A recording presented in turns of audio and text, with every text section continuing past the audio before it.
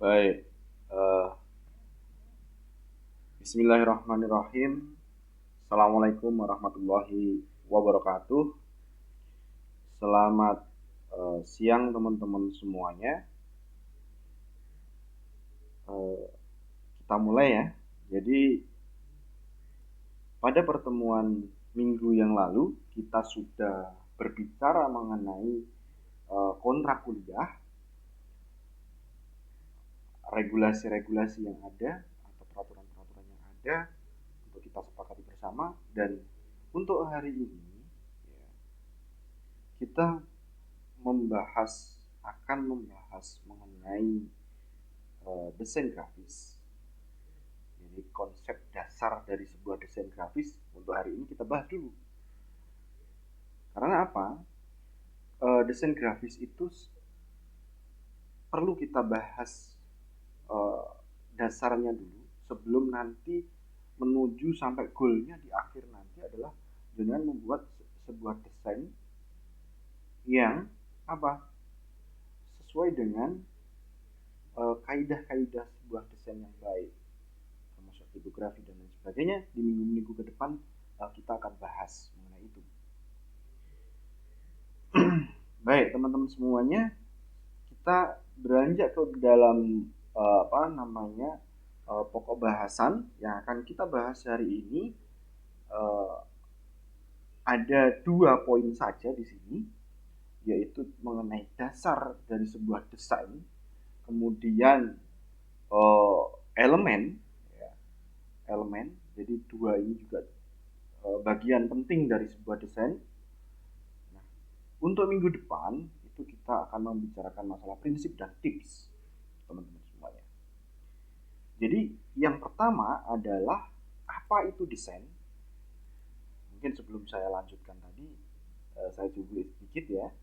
Nah, ini kita uh, ingin diskusi dulu. Siapa yang kira-kira yang tahu apa itu desain grafis? Mungkin ada yang tahu. Uh, Baik, kalau misalkan belum ada yang mau interaktif kemudian mau menjawab, akan saya lanjutkan dulu pemahamannya. Nah, ini adalah sebuah pengertian dari para pakar. Di sini saya mengambil atau kita ambil 2 pokok bahasan menurut para ahli. Yang pertama adalah menurut Jessica, kemudian yang kedua adalah menurut Profesor Suyanto. Nah, tetapi di sini disebutkan Suyanto. Nah, yang pertama adalah kombinasi, ya, merupakan kombinasi kompleks kata-kata dan gambar, angka-angka dan grafik, foto, ilustrasi yang membutuhkan pemikiran khusus. Pemikiran khusus tentunya dari seorang individu yang ini menggabungkan dari elemen-elemen, ya, membentuk sesuatu atau sebuah desain yang luar biasa, yang mengejutkan tentunya, yang baik sesuai dengan kaidah-kaidah sebuah desain.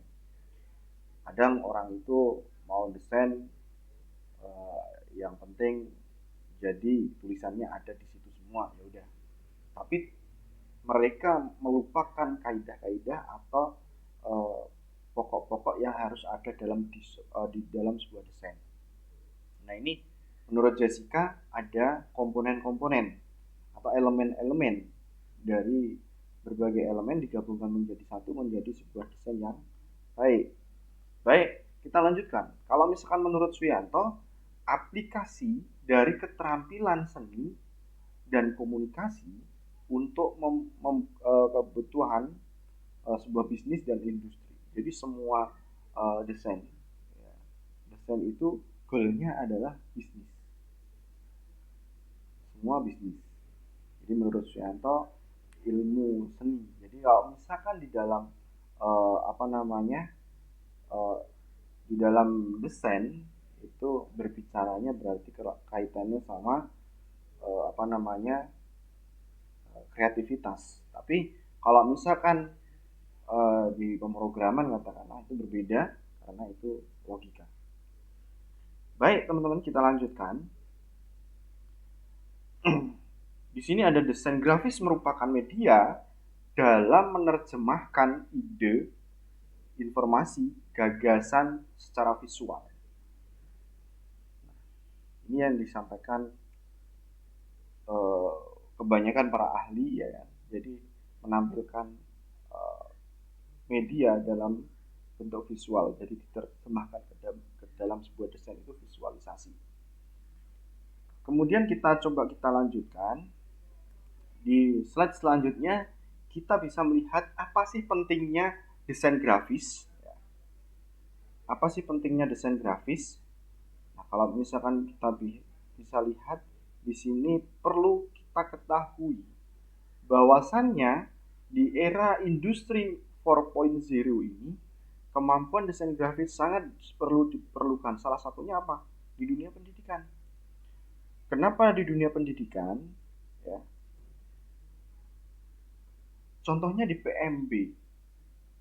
PMB itu penerimaan mahasiswa baru yang dulunya bisa datang ke sekolah-sekolah dan kemudian sekarang itu harus melalui online untuk promosinya. Ya. Dulu bisa expo, sekarang harus online. Mau nggak mau mereka harus membuat sebuah desain kemudian dipublish ke halayak umum. Jadi ke para calon mahasiswa yang akan menuju ke kampusnya untuk menarik minat. Nah, bagaimana sebuah desain untuk menarik minat nanti akan kita bahas di pertemuan berikutnya. Kemudian cakupannya kalau misalkan di luar PMB itu bisa sebagai cover buku, cover jurnal, pamflet, spanduk kegiatan, dan desain sertifikat, dan masih ada banyak banget yang bisa digunakan dari sebuah desain itu. Kemudian di sini ada namanya cakupan desain grafis. Sebenarnya ada banyak banget yang bisa digunakan cakupan dalam sebuah desain, ya, dalam sebuah desain grafis, teman-teman semuanya. Di sini diantaranya adalah cover buku, kemudian cover jurnal, logo, brosur, kartu nama, pamflet, dan sebagainya, hingga advertising. Di advertising ini web portal untuk saat ini juga luar biasa menggunakan desain. Bahkan kalau misalkan kita lihat di freelancer.com, seribulancer.com, dan sebagainya, kemudian di Freepik, kemudian di Fiverr, dan sebagainya, itu luar biasa banyaknya pembeli-pembeli untuk mereka melakukan ke advertising.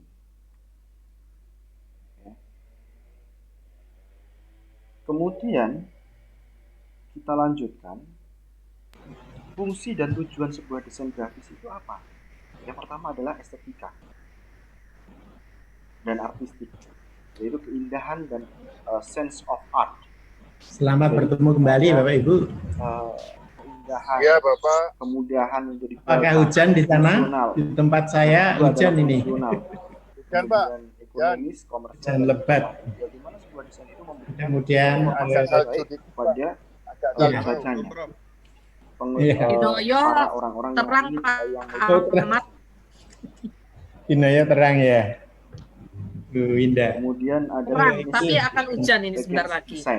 Bagaimana mudah-mudahan koneksi internetnya tidak terganggu. Kemudian komunikasi, ide, gagasan, dan simbol. Bagaimana Bapak Ibu sudah mencoba menjawab tadi? Dan sebagainya. Nanti kita bahas. Kemudian sudah ada elemen-elemen desain grafis. Apa sudah aja? Bisa semua ya? Gambar, garis, bidang, dan tipografi dan warna. Itu mudah. Ini adalah elemen-elemen yang pokok, yang penting untuk kita tuangkan di dalam sebuah desain. Ya, teman-teman semuanya. Dan di sini adalah ukuran. Ukuran tidak usah di slide ini tidak usah bisa dibaca ya. Dari di sini intinya adalah sebuah desain itu harus kita baik Ibu, ini sudah seberapa yang ingin waktunya kita buat. Sudah jam 15. Jadi kita bisa mulai ya. Desain 32. Kita akan bicarakan topik yang baru, apa? Yaitu tentang tim teaching. pixelnya akan nanti pecah. juga sekalian Ada yang kami ditanyakan teman-teman saya akan semuanya, mungkin sebelum kita masuk ke dalam slide selanjutnya. mengingatkan juga tentang micro teaching Cukup? yang besok Kalau kita misalkan akan cukup, presentasikan bersama. Ini akan kita kita presentasikan. lanjut ke slide selanjutnya. Baik, Ini adalah tugas teman-teman kalau semuanya. tadi kita sudah Jadi di sini ada membahas tugas tentang kontrak kuliah, yang bisa dikerjakan jadi dan hal dikumpulkan yang sesuai batas kita waktu persiapkan yang telah sebelum ditentukan, yaitu proses pembelajaran nanti dilaksanakan, maka setelah ini, persiapan yang paling terakhir nggak itu adalah nanti membuat kontrak jam kuliah. 5 sore saya tunggu Kontrak kuliah. kumpulkan.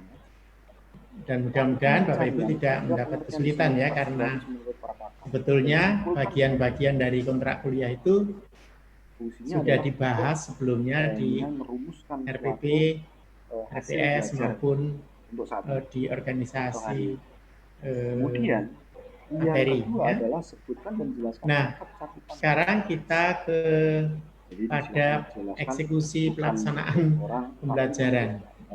Kita akan bahas tentang dua topik, yaitu